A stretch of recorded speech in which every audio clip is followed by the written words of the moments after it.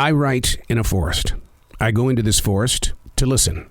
What started at the Billy Graham Library in Charlotte, North Carolina, has evolved into a lifelong journey.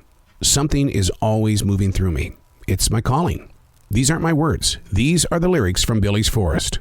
Chapter number 289, November 27th, 2021. Sipping on a hot, steamy peppermint coffee this morning while the sun shines through the balding forest. An amazing amount of gold, red, and brown leaves blanket the forest floor. With it being only 40 degrees, the body is able to experience a true moment of transition. It's fall preparing for winter's bite, which will take place in less than a month. We caught a glimpse of the fawn this morning, its first winter jacket, very sprite and very alert, still clinging to its mother. Learning to watch nature through their eyes, I can't assume how they survive. Through them, I'm given a source of survival by way of watching their instinct. How and what they eat, how often and where do they go if it suddenly begins to snow. The deer never come across as being without. Being human, how do we get ready for a world that has a way of unexpectedly, instantly changing?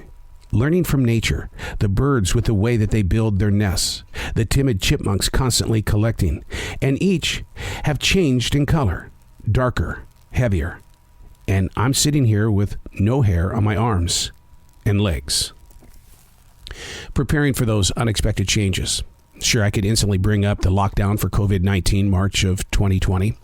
I could bring up Russia's invasion of Ukraine in 2022. Instant changes. How are you preparing for instant changes?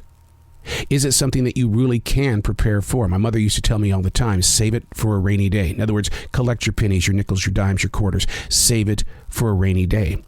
And then you hear stories of people who say, no, you need to spend it now so that you can enjoy what life is. And I often wonder about the walks that Jazzy and I take in the forest.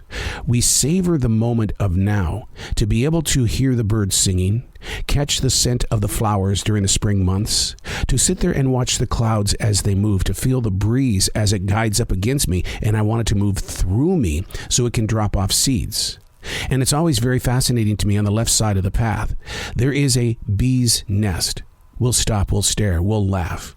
It's fascinating to watch bees in action. It's almost like they've got a pair of earbuds on. They're doing their job, and they're listening to their own vibe.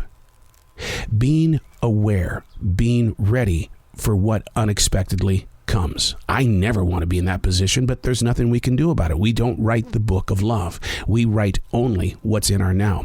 And that can be a challenge for a lot of people. They don't understand how to put themselves right here instead of in my past, thinking about mistakes, thinking about challenges with bosses, or in the future, well, if I do this, I do this, I do this. Well, I'm going to admit to you right now, I'm somebody who has spent 43 years chasing a radio dream. I'm nowhere near where I thought I would be when I was a 14-year-old kid in Billings, Montana. I wanted to be that big Los Angeles disc jockey. And that opportunity never came. It's only because I found roots in a place that I love. This forest. This forest gives me so much insight on how to prepare for the unexpected. So now I toss it out to you. What do you do in order to prepare for what is unexpected? It's going to happen.